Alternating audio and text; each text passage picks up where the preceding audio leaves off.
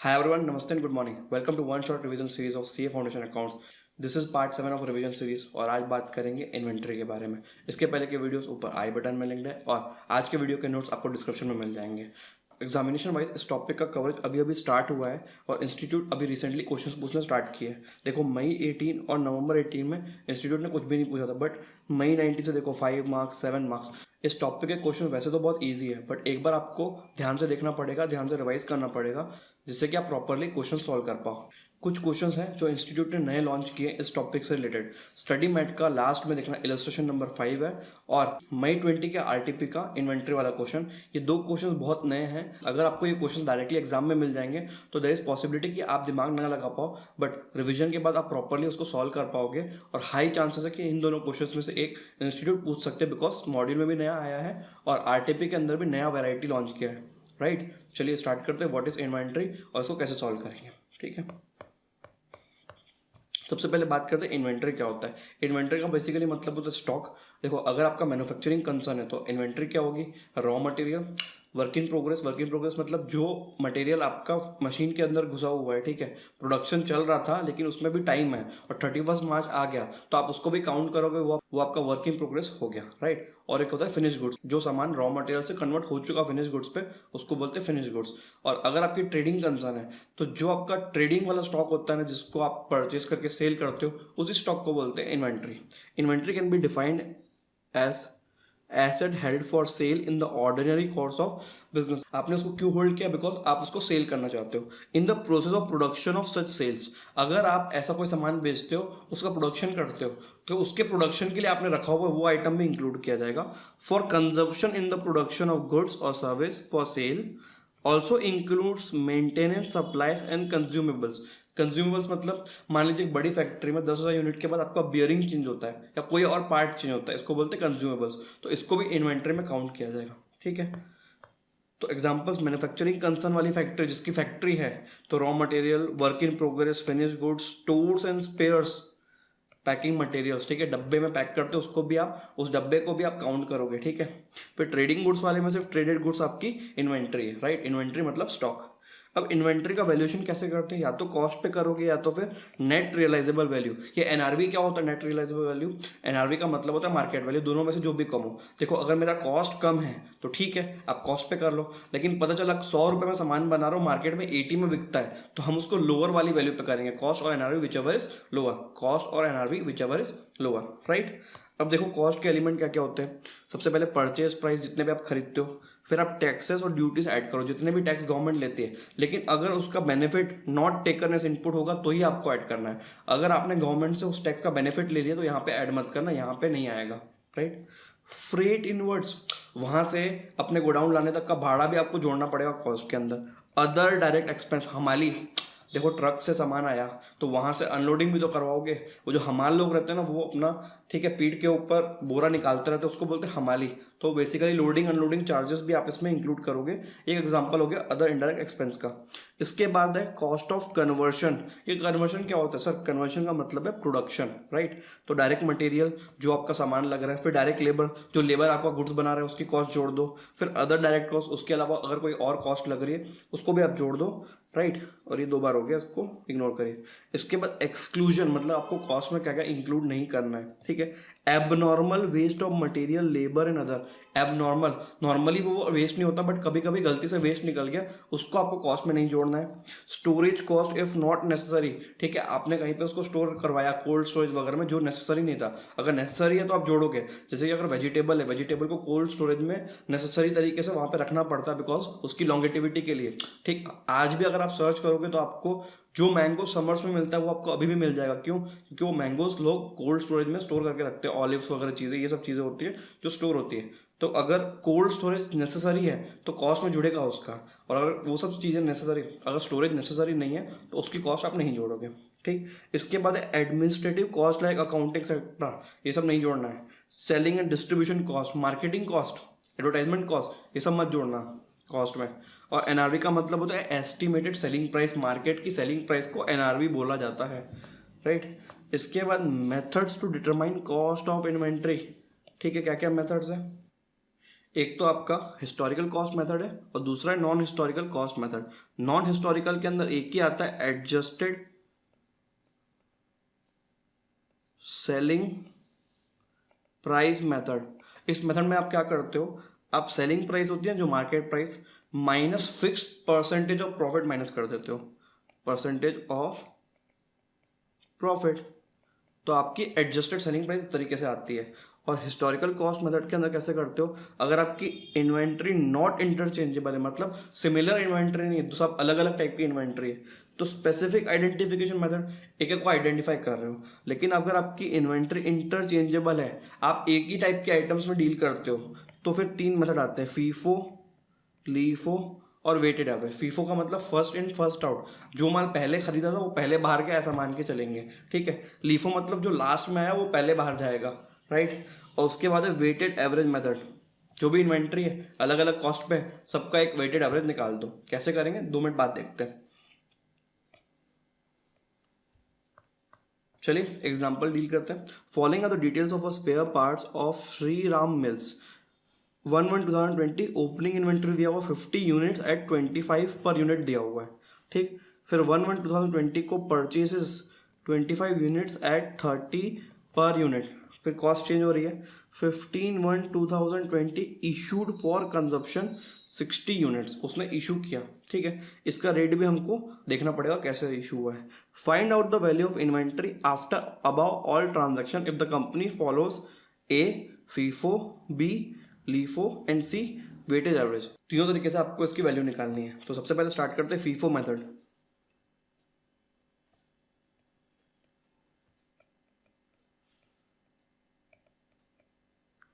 Inventory records और bracket में FIFO method. तो सबसे पहले आप लिखोगे डेट, फिर रिसीट,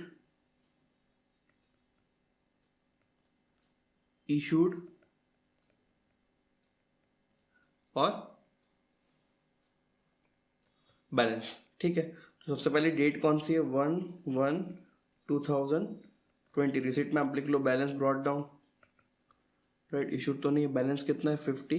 क्वांटिटी रेट अमाउंट चलाना है, ठीक है। क्वांटिटी रेट अमाउंट, क्वांटिटी है 50 और रेट है 25 और अमाउंट हो जाएगा 50 × 25, 1250, 1250, ठीक, राइट। इसके बाद देखो 1/1/2020 परचेज किया ना, जो भी आइटम परचेज करते हो वो रिसीट में लेते हैं, और जो भी आइटम आप सेल करोगे उसको आप इशू में लोगे। तो रिसीट में हमने क्या किया, 25 unit eight 30 per unit, 25 units 30 पे लिया है, तो 25 × 30 इज 750, ठीक, डैश। तो बैलेंस में क्या आएगा, देखो पहले का ओपनिंग बैलेंस 50, 25 और 1250, और इस बार आपने क्या किया है 25 30 पे लिया विच इज 750।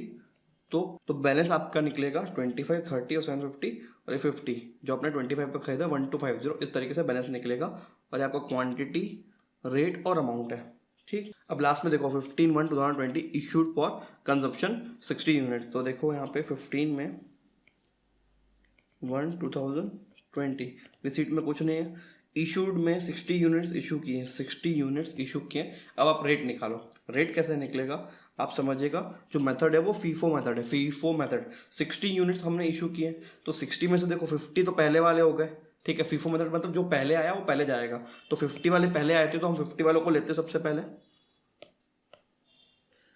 तो 50 ले लो, 50 और इंटू 25, तो ये 1250 का इशू हो गया, राइट। अब 10 बचा, 10 और इशू करना है हमको, टोटल 60 इशू करने हैं। 10 हम ये वाले स्टॉक से लेंगे, सेकेंड वाले स्टॉक से, 10 × 30 ये हो गया 300। इस तरीके से आपने इशू किया टोटल 60 का इशू।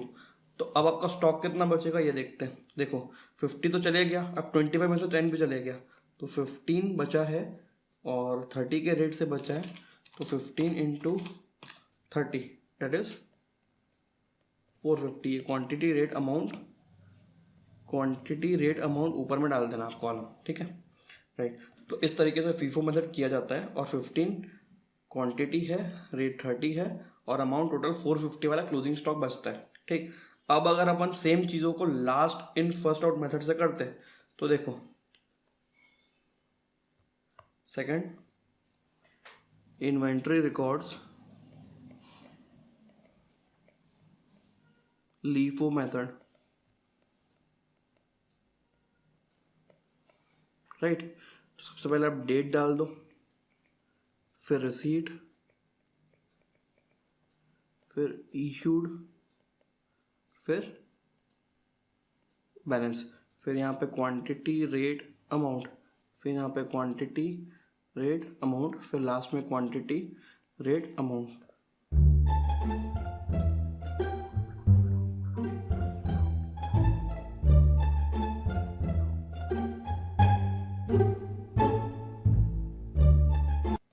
तो ऐसा आपको फॉर्मेट ड्रॉ हो जाएगा क्वांटिटी रेट अमाउंट। तो सबसे पहला ट्रांजैक्शन 1/1/2020, तो क्वांटिटी रेट अमाउंट कुछ भी नहीं, रिसीट इशूड वाले में सीधा बैलेंस ले लेते हैं अपन, और यूनिट्स थे 5825, 50 की क्वांटिटी, 25 पे उसने किया रेट, और 1250 का बैलेंस है। फिर 1/1/2020 को आपने परचेस किया तो रिसीट हो गया। हमने परचेस कितनी क्वांटिटी की, 25/30, 25, और रिसीट हुआ है रेट 30 पे, 25 इंटू 30, 750 पे रिसीट्स हो गया। तो इशूड कुछ भी नहीं है। इस बार बैलेंस देखो, पिछला वाला 50, 25 के रेट से 1250 का अमाउंट, और इस बार जो हमने परचेस किया 25 का क्वांटिटी 30 के रेट से, तो 750, टोटल स्टॉक हो गया 2000 रुपये का। अब जब आप इशू करोगे, ठीक है, ये इशू फॉर कंस्ट्रक्शन, ये इशू फॉर कंजप्शन है 60 यूनिट्स 15/1/2020 को, ये हमको लीफो मेथड से अडॉप्ट करना है। ठीक है, लीफो मेथड को मतलब जो लास्ट में आया ना वो पहले जाएगा। तो इस केस में देखो 25 वाला है ना, ये हमारा लास्ट में है, तो ये पहले जाएगा 25, और बाकी का जो पेंडिंग रहेगा 35 क्वांटिटी, ये हम 50 से निकाल के देंगे। ठीक, तो हम इशू करते 15/1/2020 को, रिसीट कुछ भी नहीं है, और इशूड देखो आपको 60 करना है, तो पहले 25 लास्ट वाली इन्वेंट्री से इंटू 30, तो ये 750 इशू हो गया। अब जो पुरानी इन्वेंट्री बची थी ना, ठीक है, लास्ट इन फर्स्ट आउट है, तो नया वाला लास्ट है, लास्ट इन हुआ, उसको पहले आप निकाल दो, और जो ऊपर वाला है, ठीक है, 50, ये 50 बाद में जाएगा। पेंडिंग इशू कितना बचा, 35, टोटल क्वांटिटी 60 इशू करनी है ना, 25 हो गया, 35 बचा है, वो हम 50 वाले में से दे देंगे, और 25 का रेट लगेगा, 35 इंटू 25,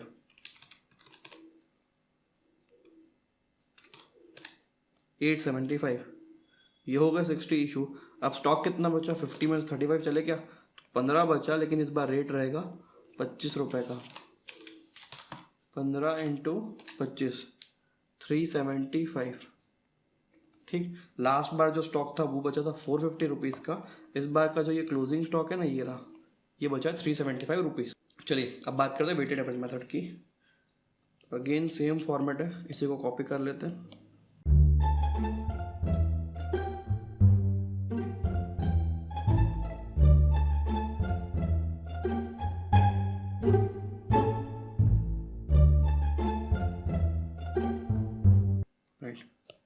तो सबसे पहले देखो, जब इसने रिसीट किया तब इसने 25 खरीदा है 30 के रेट से, और 750 का अमाउंट है, राइट। तो वेटेड एवरेज में आप क्या करोगे, क्लोजिंग बैलेंस में दो टाइप की इन्वेंट्री नहीं दिखेगी, बल्कि हमको दोनों के रेट्स क्लब कर देने। क्लब कैसे करोगे, पहले आप क्वांटिटी को जोड़ दो, 50 पहले था, अभी आपने 25 लिया, दोनों मिला के कितना हो गया, 75, राइट। अब आप दोनों की टोटल अमाउंट को जोड़ दो, आपने 1250 पे पहले लिया, ठीक है, और यहाँ पे 750 का खरीदा है, तो आप यहाँ पे दोनों को जोड़ दीजिए, ये होता है 2000 रुपीज़। अब आपका एवरेज रेट कैसे आएगा, एवरेज रेट आएगा 2000 दोनों की joint total amount divided by दोनों की ज्वाइंट टोटल क्वांटिटी 75 रुपीज़, तो रेट आया आपका 2000 डिवाइडेड बाय 75, 26.67 आया, राइट। ये आपका बैलेंसिंग फिगर निकल के आया है 2000 डिवाइडेड बाय 75 करके, याद रखना, ठीक। तो अब आपका रेट आ गया 26.67। तो जब हम इशू करेंगे तो हम इस रेट पे इशू करेंगे। हमने क्या किया, दो टाइप की इन्वेंट्री था, तो वेटेड एवरेज में आपने दोनों का वेटेड एवरेज ले लिया, right.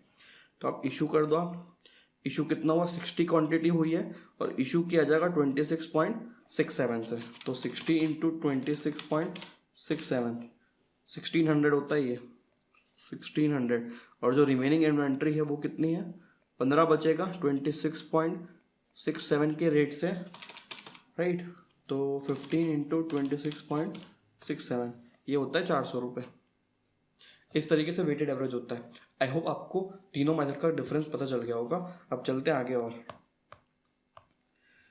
Example 2, a manufacturer has the following record of purchases of a condenser which he uses while manufacturing radio sets. ये आपके मॉड्यूल का एग्जांपल है, ठीक। डेट जनवरी 11, 19, 20, क्वांटिटी 900, 200, 800, 50, 60 और 47 इतने पे इसने परचेज किया है। 1000 units were issued during the month of January, right. तो आपको इसमें क्या करना है, आपको फीफो मेथड से क्लोजिंग इन्वेंट्री कैलकुलेट करना है,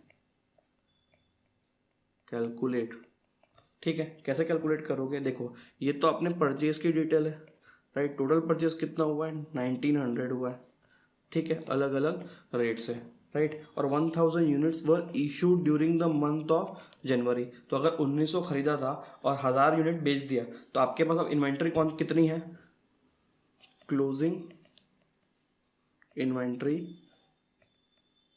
इज इक्वल टू, देखो 1900 मैंने परचेज किया था और मैंने 1000 इशू कर दिया या सेल कर दिया, तो मेरे पास रिमेनिंग बचेगा 900, ठीक। अब 900 आपके पास यूनिट्स बचा है, यूनिट्स ना, ये आपका अमाउंट नहीं है, दिस इज यूनिट्स।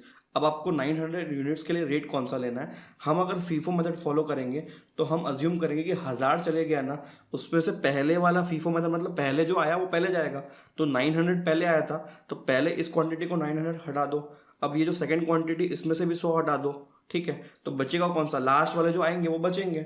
तो आपका जो पहला 800 का वैल्यूएशन है ना वो ऐसे होगा 47 के हिसाब से, और जो रिमेनिंग 100 यूनिट से जो बच गए हैं उसका वैल्यू यहाँ से होगा 60 रुपीज़। इस तरीके से क्लोजिंग स्टॉक की वैल्यू की जाएगी। 800 इंटू 47, 37,600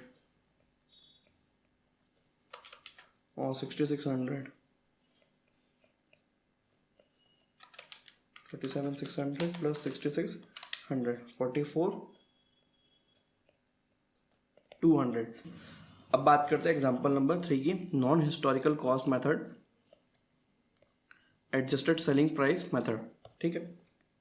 आपको क्वेश्चन में दिया हुआ है sales during the year 2 lakh rupees, cost of purchase 2 lakh, closing inventory at cost नहीं दिया, ये सेलिंग प्राइस दिया 50,000, ठीक है।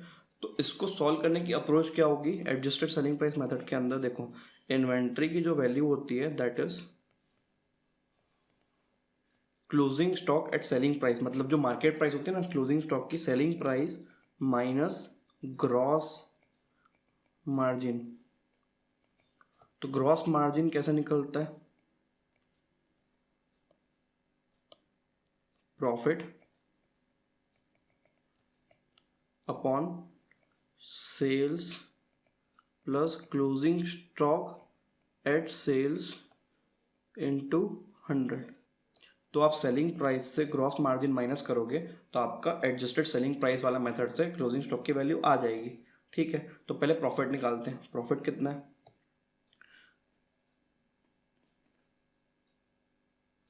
सबसे पहले आप ये देखो सेल्स है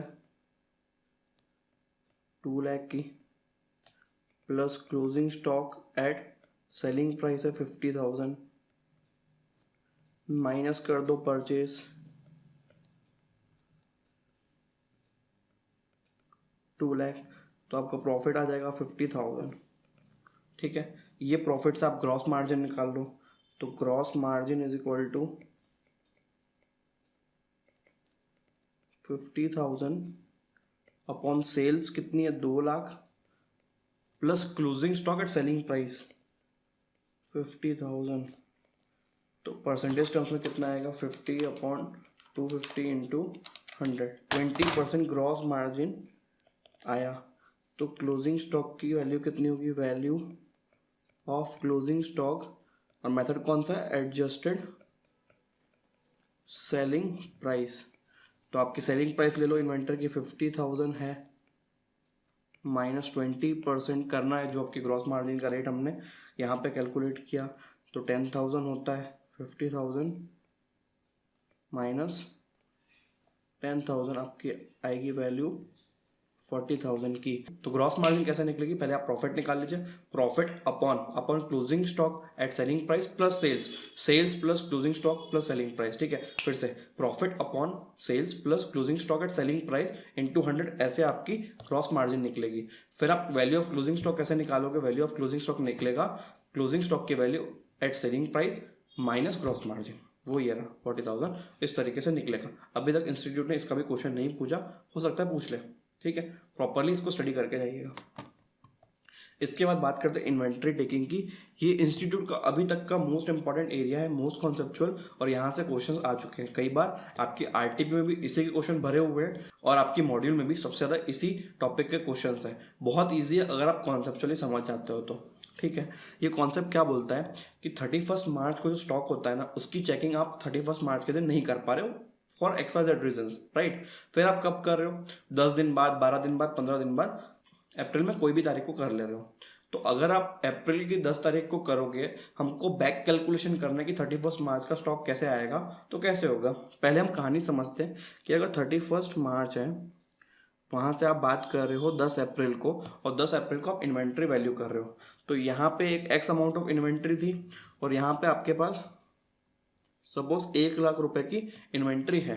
तो बीच का जो गैप है, इसमें बहुत सारे ट्रांजेक्शन हुए होंगे 1 तारीख से लेकर 10 तारीख के बीच में, तो उस ट्रांजेक्शन की वैल्यू आप रिवर्सल करोगे ना, तो आपका स्टॉक आ जाएगा एज ऑन 31 मार्च 2020। ये इसका लॉजिक होता है। ठीक है, तो जब मैंने 31 मार्च 2020 को एक स्टॉक होगा मेरी, जो कि अभी एक्स वैल्यू है, तो इसके बाद जो जो ट्रांजेक्शन हुए होंगे उसका क्या क्या इफेक्ट हुआ होगा। जैसे कि देखो, अगर आप गुड्स परचेज करते हो तो परचेज के कारण आप ऐड करते हो, ऐड परचेज, परचेज के कारण अपनी इन्वेंट्री बढ़ जाती है।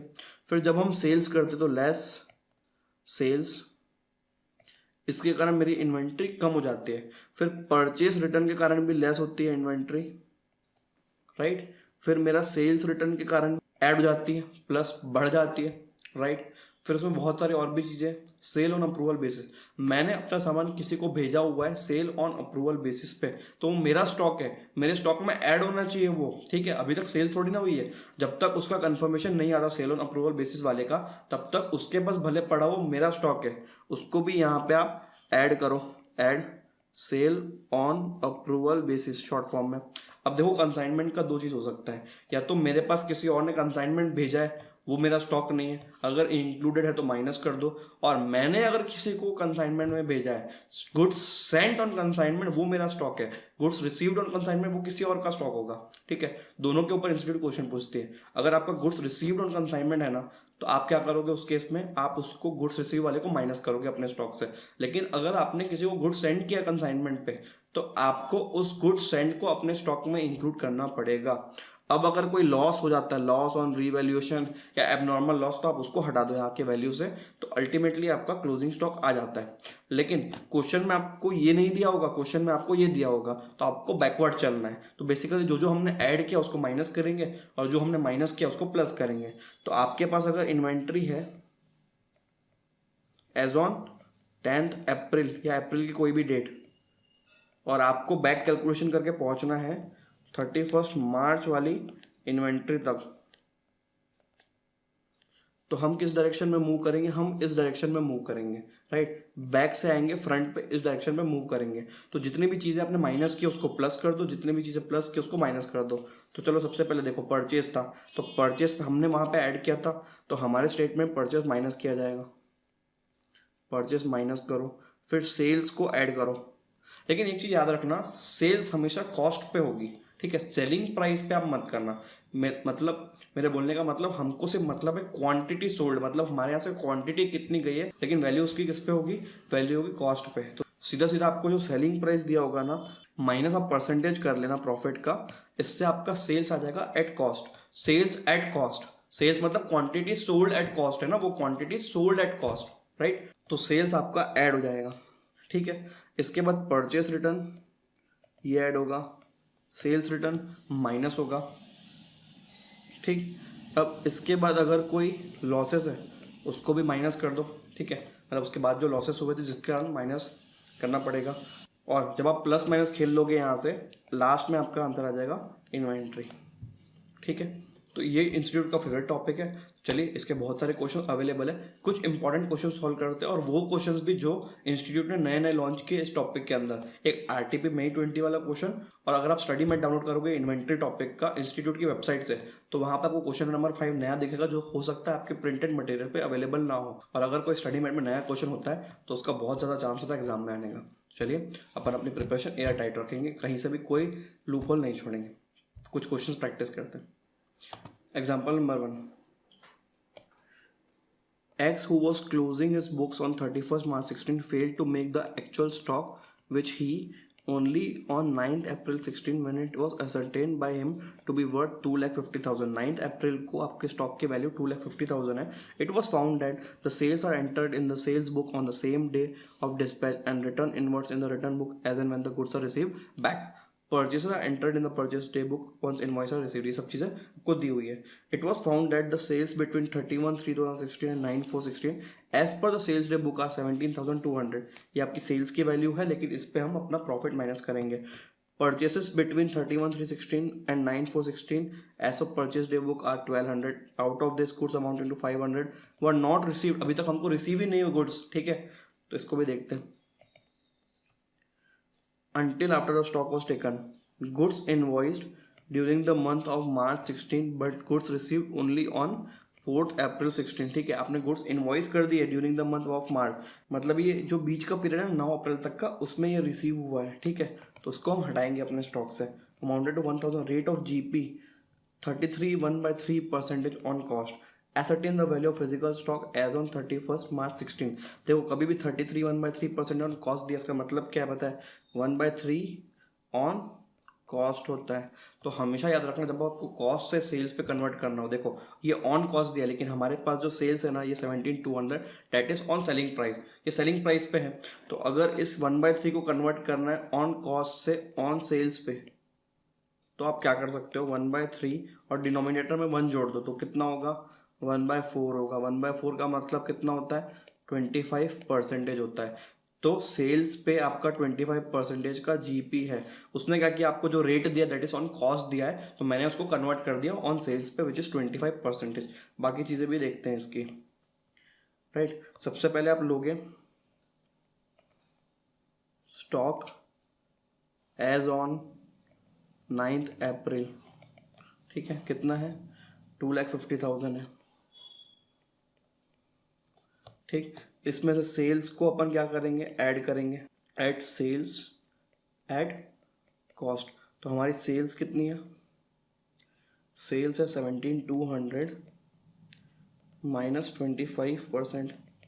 कितना होगा 25%, 17,200 इंटू 25%, 4,300.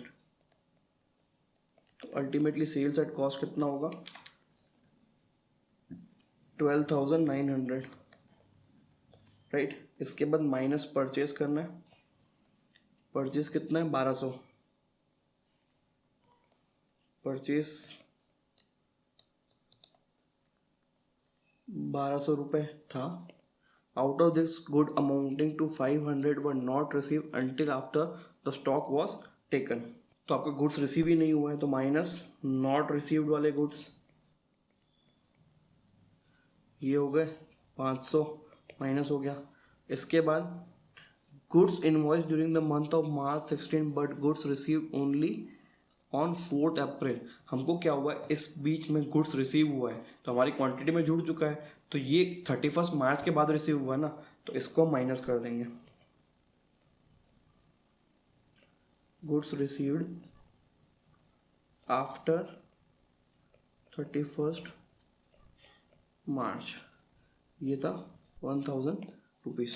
तो आपकी वैल्यू आएगी 2,50,000 प्लस 12,900 माइनस 1,200. और ये जो माइनस माइनस है ना, तो ये एक्चुअली प्लस हो जाएगा 500, प्लस 500 और माइनस 1,000. तो 261,200 की वैल्यू आई, 261,200 की. ये आया बैक कैलकुलेशन करके आपका स्टॉक एज ऑन 31st मार्च को आया स्टॉक 261,200. चलिए एग्जांपल नंबर 2 सॉल्व करते हैं. Example 2 from the following information ascertain the value of stock as on 31/3/2017। Value of stock as on 1/4/16 7 lakh है। परचेज ड्यूरिंग दिस पीरियड देखो 3460। Manufacturing expenses during the above period is 7 lakh।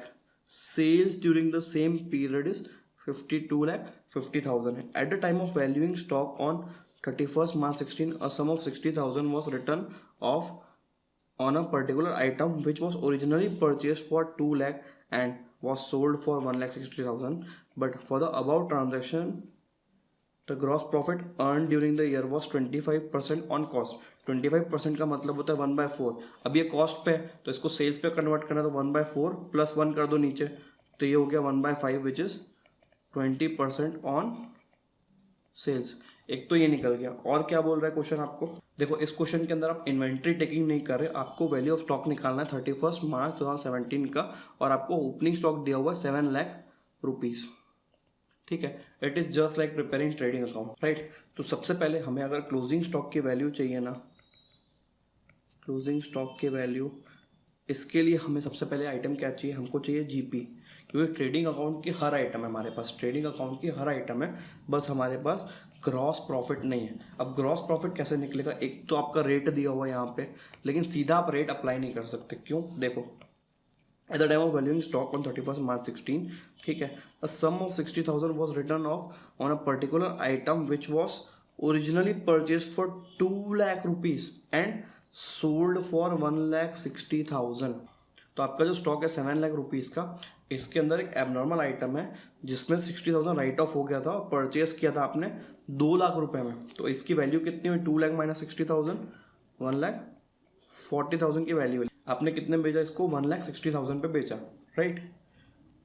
तो हमारी जो sales है ना, sales, उसमें कोई एक एबनॉर्मल सेल इंक्लूड है। टोटल सेल्स कितनी है, 52,20,000। इसमें एबनॉर्मल सेल्स कितनी है, ये 1,60,000 की सेल्स है। अपनी नॉर्मल सेल्स कितनी आएंगी, 5220 माइनस 160, ये आ गई 50,60,000। This is your normal sales. तो आपका जीपी कितना आएगा, जीपी देखो दो एलिमेंट है ग्रॉस प्रॉफिट के अंदर, पहला नॉर्मल, नॉर्मल कैसे निकलेगा, नॉर्मल सेल्स 50,60,000, इसका 20%, 50,60,000 इंटू 20%, 10,12,000। अब एबनॉर्मल वाला जो सेल हुआ है, एबनॉर्मल सेल्स की वैल्यू है 1,60,000 और उसकी कॉस्ट कितने निकालोगे आप, देखो 2 लाख का गुड्स था ओरिजिनली परचेज, इसमें 60,000 राइट ऑफ किया है, तो इसकी वैल्यू कितनी आई, 160,000 माइनस 1,40,000। तो इस ट्रांजेक्शन पे आपने अर्न कितना किया, कितना प्रॉफिट कमाया आपने, 20,000 का प्रॉफिट अर्न किया।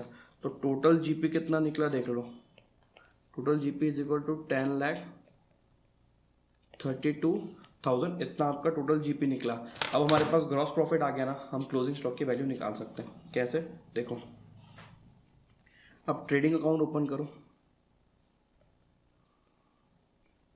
This is your trading account, ठीक, debit credit to opening stock ले लो 7 lakh rupees as per the question. देखो यहाँ पे 7 लाख दिया हुआ है। Purchase during the period 34,60,000 to purchase 34,60,000।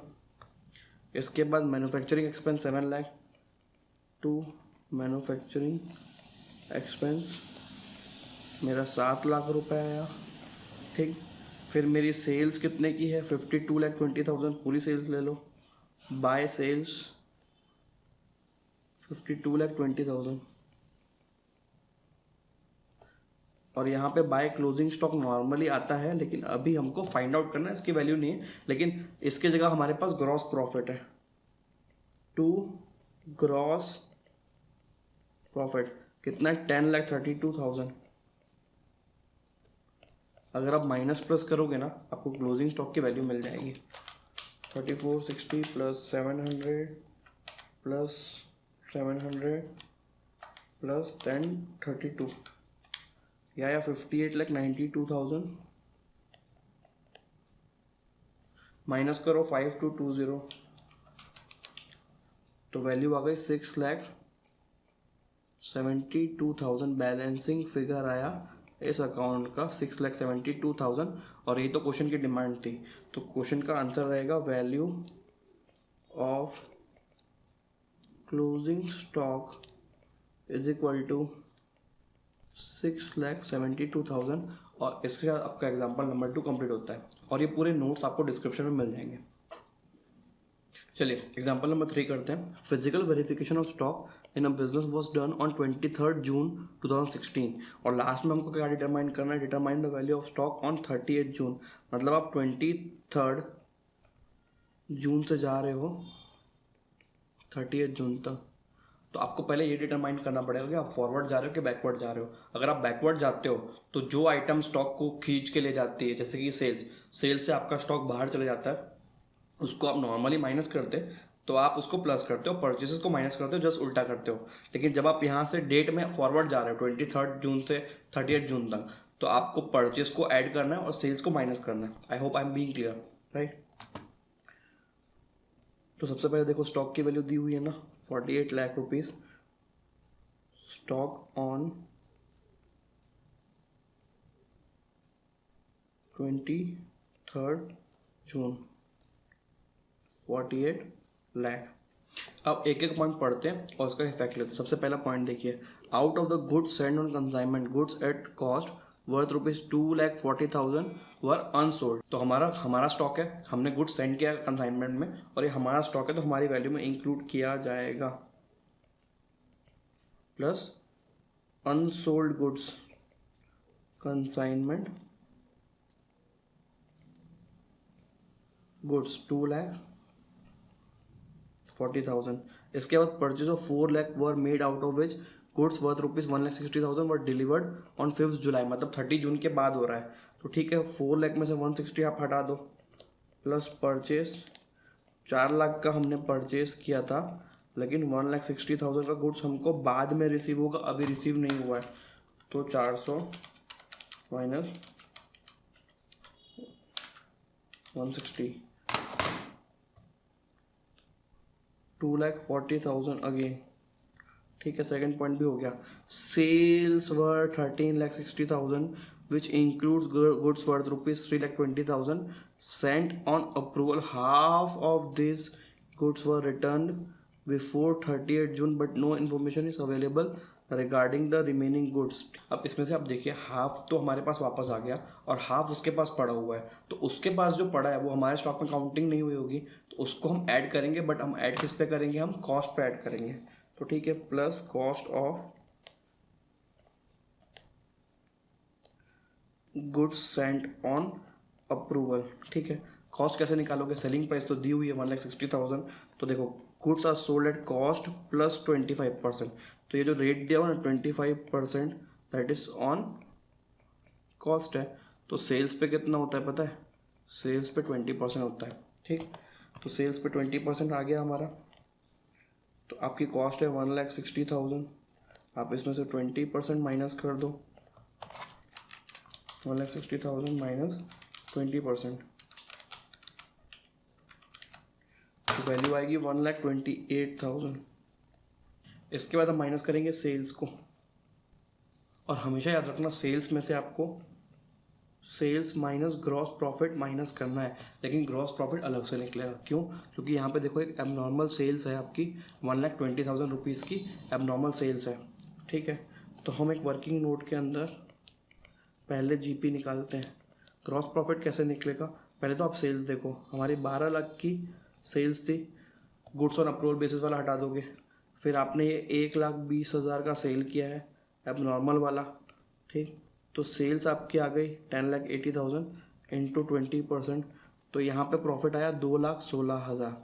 लेकिन ये जो एबनॉर्मल सेल हुई है ना 1,20,000 की, इस पर आपका लॉस हुआ है। कैसे? 2,40,000 के आइटम को आपने 1,20 पे सेल कर दिया, तो आपका लॉस कितना हुआ? 1,20,000 रुपये लॉस हुआ। तो इसको माइनस करोगे, minus loss on sale of abnormal item 1,20,000, ठीक है। 216 माइनस 120, 96,000, ये आपका GP आया 96,000, ठीक है। तो हम इसको ले लेते हैं। तो सेल्स हमारी टोटल 12 लाख रुपए की है, और माइनस आपको जो अपने, और माइनस GP जो अभी हमने कैलकुलेट किया 96,000, ठीक है। बहुत केयरफुल रहिएगा सेल्स और GP के कैलकुलेशन में।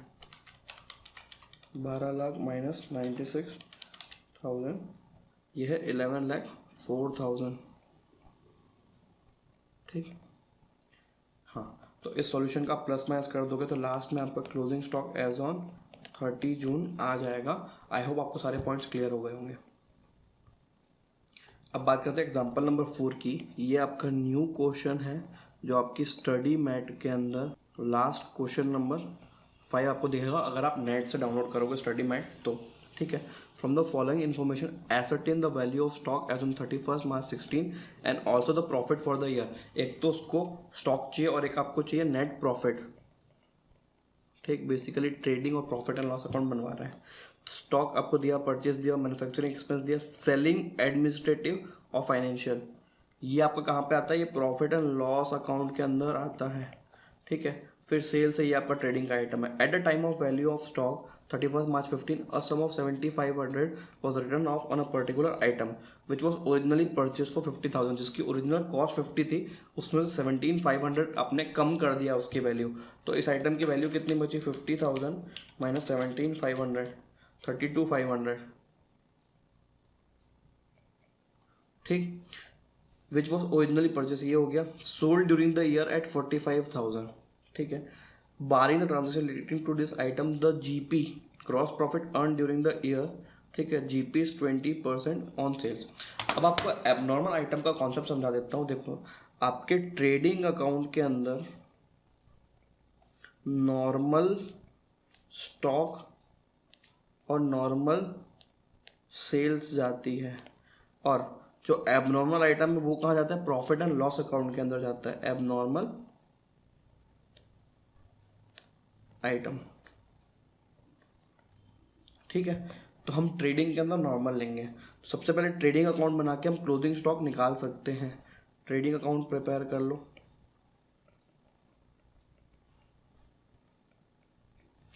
ठीक है। टू ओपनिंग स्टॉक, कितने का है ओपनिंग स्टॉक? 1,42,500 का है, 142,500। अंदर में क्यों लिखा सर? अंदर में इसलिए लिखा बिकॉज इसके अंदर एक ऐसी आइटम है जो एबनॉर्मल है, उसको माइनस कर देंगे। माइनस एबनॉर्मल स्टॉक कितना है? 32,500 का है, 32,500 का एबनॉर्मल है, माइनस कर दो तो 1,10,000 आ जाएगा, ठीक। अब इसके बाद परचेस ले लो 762,500 टू परचेस 7,62,500 रुपीज़। इसके बाद देखो मैन्युफैक्चरिंग एक्सपेंस भी ट्रेडिंग अकाउंट के अंदर आएंगे। टू मैन्युफैक्चरिंग एक्सपेंस 1,50,000, ठीक। इसके बाद आपको सेल्स लेना है, और सेल्स आपको नॉर्मल सेल्स चाहिए। टोटल सेल्स दिया हुआ है क्वेश्चन में 12,45,000, और एबनॉर्मल सेल्स कितनी है? 45,000। हटा दो यहाँ से, टोटल सेल्स आ गई नॉर्मल वाली 12 लाख रुपए। टू GP कितना आएगा? सेल्स का 20%, 20% ऑफ सेल्स, 12 लाख का 20%, 2,40,000 रुपये। टोटल करके क्लोजिंग स्टॉक निकाल लीजिए, balancing figure, closing stock balancing figure आ जाएगा, ठीक है। 1,10,000 प्लस 762,500 प्लस 1,50,000 प्लस 2,40,000, ठीक। तो ये 12,62,500 आया टोटल, 12,62,500 500, इसमें से आप 12 लाख ये वाला माइनस कर दो तो आपका क्लोजिंग स्टॉक की वैल्यू आ जाएगी 62,500 रुपीज़ की। ठीक है, तो एज पर द क्वेश्चन आपका एक आंसर नंबर 1 आ गया। तो value of closing stock is equal to 62,500। अब पार्ट 2, हमको प्रॉफिट चाहिए, नेट प्रॉफिट। नेट प्रॉफिट के लिए प्रॉफिट एंड लॉस अकाउंट बना लो। ठीक, चाहो तो आप स्टेटमेंट फॉर्म में बना सकते हो, बट ट्रेडिंग पीएल बहुत इजी होता है। प्रॉफिट एंड लॉस अकाउंट दोनों से आंसर आएगा, दोनों मेथड राइट है। ज़रूरी नहीं आप स्टेटमेंट से बनाओ, अगर आप ट्रेडिंग पीएल से बनाते हो तो भी आपका राइट है। By gross profit 2,40,000। अब जितने भी एक्सपेंसेस थे, सेलिंग, एडमिनिस्ट्रेटिव, फाइनेंस, तीनों को माइनस कर दो। To selling, to ADM, to finance. 6,500, 30,000, 21,500, 6,500, 30,000 और है 21,500। ठीक, एक इंपॉर्टेंट आइटम मत भूलना, एबनॉर्मल आइटम सेल किया है उसका प्रॉफिट या लॉस कैलकुलेट कर लेना। देखो, एबनॉर्मल आइटम की वैल्यू थी 32,500 की और आपने सेल्स किया 45,000 पे, तो इस पर प्रॉफिट आया ना 45,000 माइनस 32,500, 12,500 रुपये का प्रॉफिट आया। इसको हम प्रॉफिट एंड लॉस अकाउंट के क्रेडिट साइड में लेंगे, by profit on sale of abnormal item. कितना आया है? 45,000 सेलिंग प्राइस थी और कॉस्ट थी 32,500 की, तो प्रॉफिट आया 12,500। ठीक, तो आपका नेट प्रॉफिट आएगा नेट प्रॉफिट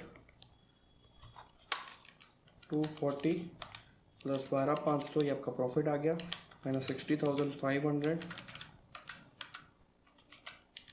माइनस 30,000 और माइनस 21,500, तो 1,40,500 आपका नेट प्रॉफिट आता है। 1,40,500 ये आपके क्वेश्चन का सेकंड आंसर है। तो net profit is equal to 1,40,500। मैं आपको फिर से रिपीट कर रहा हूँ कि ये क्वेश्चन इंस्टीट्यूट ने नया पूछा है आपके स्टडी मैट में। आप नेट से डाउनलोड करोगे तो आपको मिल जाएगा क्वेश्चन नंबर 5 लास्ट में, और हो सकता है कि ये क्वेश्चन आपके एग्जाम में आ जाए, राइट। तो आप इसको अच्छे से प्रिपेयर कर लेना।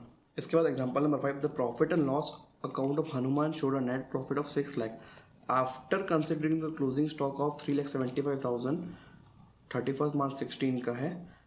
Subsequently, the following information was obtained from scrutiny of the books. Purchase for the year included 15,000 paid for new electric fitting for the shop. आपने इलेक्ट्रिक फिटिंग किया तो वो फिक्स एसेट है, आपको इसको स्टॉक में इंक्लूड नहीं करना है, तो परचेज को पहले कम करो। Hanuman give away goods valued at 40,000 is free sample for which no entry was made in the books of account. आपको फ्री सैंपल की एंट्री याद है, advertisement account debit to purchase, तो परचेज को कम करना पड़ेगा 40,000 से। Invoice for goods amounting to 2,50,000 have been entered on 27 March 16 but the goods were not included in stock. आपने इनवॉइस करा लिया ना, लेकिन आपने इसको इंक्लूड नहीं किया स्टॉक में, तो आपको इसको इंक्लूड करना पड़ेगा। In March 16 goods of 2 lakh sold and delivered were taken back in the sales for April 16। ये पॉइंट क्या बोलना चाह रहा है आपको कि आपकी जो 2 लाख की सेल्स मार्च की थी उसको आपने एक्चुअली अप्रैल में ले लिया है, तो वहाँ का तो अपन एडजस्टमेंट करेंगे, तो इस सेल्स को आपको इंक्लूड करना है। ठीक है, इंक्लूड करना है। Goods costing 75,000 were sent on sale और return in March 16 at a margin of profit of 33.1/3 on cost, मतलब 1/3 होता है बेसिकली वो, थ्रू अप्रूवल। दो approval was given in April 16, these were taken as sales for March 16। ये sales नहीं है, ठीक है। सेल्स का कंफर्मेशन कब आया? नेक्स्ट ईयर आया, तो इसको हमको सेल से माइनस करना है। Calculate the value of stock as on 16 at the adjusted net profit for the year ended on that date. देखिए क्लोजिंग स्टॉक कैसे निकलेगा, जो आपको क्लोजिंग स्टॉक की वैल्यू दी है उसमें जो आपने गुड सेल किया है ऑन अप्रूवल बेसिस उसको जोड़ दो, और जो परचेसेस आपने इंक्लूड नहीं किए थे उनको इंक्लूड कर दो, और बाकी रेक्टिफिकेशन होगा profit and loss adjustment account के अंदर। जैसे जैसे मैंने आपको क्वेश्चन पढ़ते पढ़ते बताया वैसे वैसे आपको एडजस्टमेंट करना है, राइट। तो इस तरीके से सॉल्व किया जाएगा। और फिर भी आपको अगर समझ में ना आए तो या तो आप कमेंट में बता दो, या तो फिर आप इंस्टीट्यूट के मॉड्यूल रेफर कर सकते हो। क्वेश्चन नंबर 3 है, लास्ट में एक्सरसाइज है, क्वेश्चन नंबर 3 है, और वहीं पर इसका आंसर दिया हुआ है, राइट। अब मोस्ट इम्पॉर्टेंट आरटीपी मई 2020 का एक question, Sky Limited keeps no stock record but a physical inventory of stock is made at the end of each quarter and the valuation is taken at cost. The companies year ends on 31st March 2018 and their account have been prepared. ठीक है, stock valuation taken on 31st March 2018 was however misleading, खुद ही बोल रहे हैं misleading, and you have been advise to value the closing stock as on 31st March 2018। आपको calculate करना है with the stock figure as on 31st December 2017। मतलब company ये कहना चाह रही है कि आपको 31st December 2017 की फिगर दी जाएगी और बीच के ट्रांजैक्शन दिए जाएंगे, आपको क्लोजिंग इन्वेंट्री निकालनी है 31st March की। ठीक है, तो आप कैसे करोगे, जितने भी आइटम्स आपको यहाँ चलना है फॉरवर्ड। ठीक है, the cost of stock on 31st December 2017 as shown by inventory sheet was 80,000। ये आपको ओपनिंग स्टॉक दे दिया इसने। On 31st December stock sheet showed the following discrepancies. A page total of 5,000 had been carried to summary sheet as 6,000। आपका 1,000 रुपये से जबरदस्ती बढ़ गया है तो आप माइनस कर दो 1,000 रुपये। The total of a page has been undercast by 200। Undercast मतलब कोई भी आइटम 200 रुपये से कम रिकॉर्ड हुई है तो आप 200 से ज़्यादा करके आप उसको करेक्ट कर सकते हो, 200 आपको ऐड करना पड़ेगा। इसके बाद third, invoice of purchases entered in the purchase book during the quarter January to March, मतलब दिसंबर के बाद आप मार्च से कर रहे हो तो जनवरी टू मार्च होता है वो। टोटल 70,000, मतलब परचेस कितना है 70,000। Out of this 3,000 related to goods received prior to 31st December, minus होगा। Invoices entered in April 18 relating to goods received in March 18, total 4,000।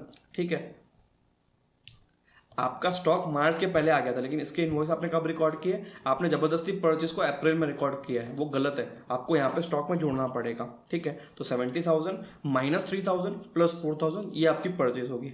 इसके बाद बात करते हैं सेल्स की। Sales invoice to customers total 90,000। ठीक है, इस पीरियड की सेल्स है 90,000 की, right. Of this 5,000 relate to goods dispatched before, ये पहले की सेल्स है यार, पहले की सेल्स को हटाओ यहाँ से, 90,000 माइनस 5,000 को हटा दो। Goods dispatch to customers before 31st March but invoice, मतलब आपने गुड्स सेंड कर दिया है, ठीक है, गुड्स बेच दिया है, लेकिन इसकी सेल्स कब बुक कर, अप्रैल में बुक कर रहे हो 4,000, दिस इज रॉन्ग। तो ये जो 4,000 है ना ये आपकी सेल्स में ऐड होगा, तो अल्टीमेटली सेल्स की वैल्यू होगी 90,000 माइनस 5,000 और प्लस 4,000। ठीक है, लेकिन इसके बाद आपको प्रॉफिट का परसेंटेज माइनस करना पड़ेगा, right. During the final quarter credit notes invoiced value of 1,000 had been issued to customers in respects of good return during the period। ठीक है, तो सेल्स रिटर्न है ना, ठीक है, ये आपका क्या क्रेडिट नोट, मतलब सीधा सीधा बोला है रिस्पेक्ट ऑफ गुड्स रिटर्न, हमको गुड्स वापस आए, सेल्स रिटर्न है, तो सेल्स रिटर्न आपको इनवॉइस वैल्यू 1,000 दिया है ना, इसमें से आपको क्या माइनस करना है, इसमें से आपको प्रॉफिट माइनस करना है और कॉस्ट पे आप उसको वहाँ पे रिकॉर्ड करोगे, राइट। कॉस्ट पे आप उसको ऐड बैक कर सकते हो। तो देखो 1,000 दिया है और 25% ऑफ कॉस्ट है, तो प्रॉफिट का कितना होगा, ये 20% होता है, तो आप इसमें से 20% माइनस कर दो, 800 की वैल्यू का सेल्स रिटर्न ले लेना, ऐड कर देना, और सेल्स में से आप 20% क्रॉस प्रॉफिट माइनस कर दोगे ना तो वो कॉस्ट ऑफ सेल्स आ जाता है। Quantity sold at cost, quantity sold at cost को माइनस करना है, ठीक है। इस तरीके से आपको क्वेश्चन होगा। ये जो क्वेश्चन नंबर 5 जो नया मॉड्यूल का है, जो क्वेश्चन नंबर 5 नया मॉड्यूल का है, आपको डाउनलोड करने पे मिल जाएगा इंस्टीट्यूट की मॉड्यूल, ठीक है, स्टडी मैट, या तो फिर आरटीपी मई 20 का ये वाला क्वेश्चन। ये आपको बहुत अच्छे से करके जाना है, हो सकता है आपके एग्जाम में आ जाए। अगर आप देख के नहीं गए तो इट इज़ पॉसिबल कि आप सॉल्व ना कर सको। और मोस्ट इंपॉर्टेंट आई फील कि 2 क्वेश्चन में से एक आ सकता है। And why do I feel, ऐसा मुझे फील इसलिए हो रहा है क्योंकि दोनों क्वेश्चन नई वेराइटी के, कुछ नया क्वेश्चन इंट्रोड्यूस किया है इंस्टीट्यूट ने। इसकी रिस्पेक्ट करना, इसको अच्छे से पढ़ के जाना।